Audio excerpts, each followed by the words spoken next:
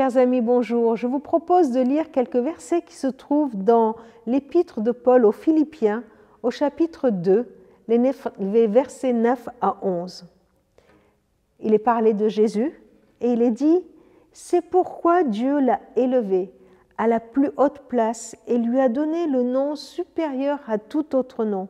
Il a voulu qu'au nom de Jésus, tous les êtres dans les cieux, sur la terre et sous la terre se mettent à genoux et que tous reconnaissent publiquement le Seigneur, c'est Jésus-Christ, pour la gloire de Dieu le Père. » Cette description, c'est une description d'une scène céleste, une scène qui se passe dans les cieux où Christ est adoré, où Christ est reconnu comme le Seigneur pour la gloire de Dieu le Père.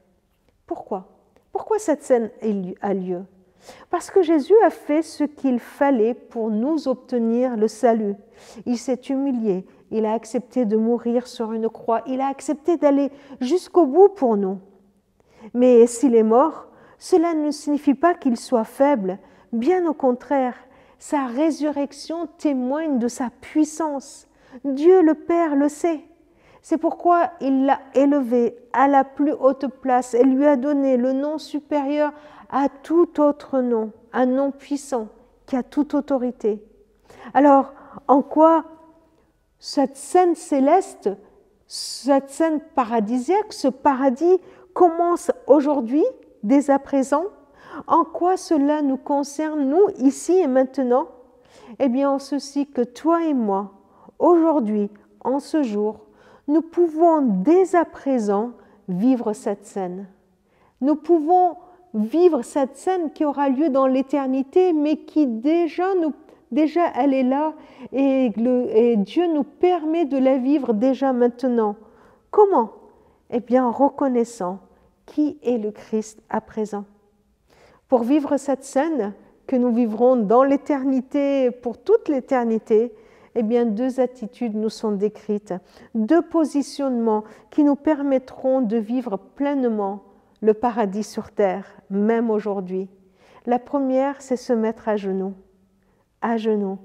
Tous les êtres dans les cieux et sur la terre et sous la terre se mettent à genoux. Nous joindre à cette armée céleste, nous joindre à toutes ces personnes qui sont là à genoux devant Dieu, à genoux devant le Christ. C'est une attitude d'humilité intérieure qui accepte qui est le Christ, qui accepte qu'il est le Seigneur et qui dit « Puisque tu es le Seigneur, je me soumets à toi.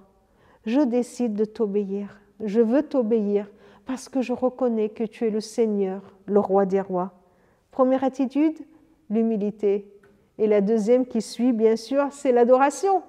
Je l'admire, je reconnais qui il est, le Seigneur Tout-Puissant, et je suis ébloui par sa grandeur, sa puissance, et je suis émerveillée de ce qu'il a fait, de son œuvre pour moi, de son œuvre pour l'humanité. C'est lui le Christ, le Dieu fort et puissant que j'adore. Humilité, adoration. Adoration, humilité, voilà les deux pas qui nous conduisent à vivre le paradis sur terre dès à présent.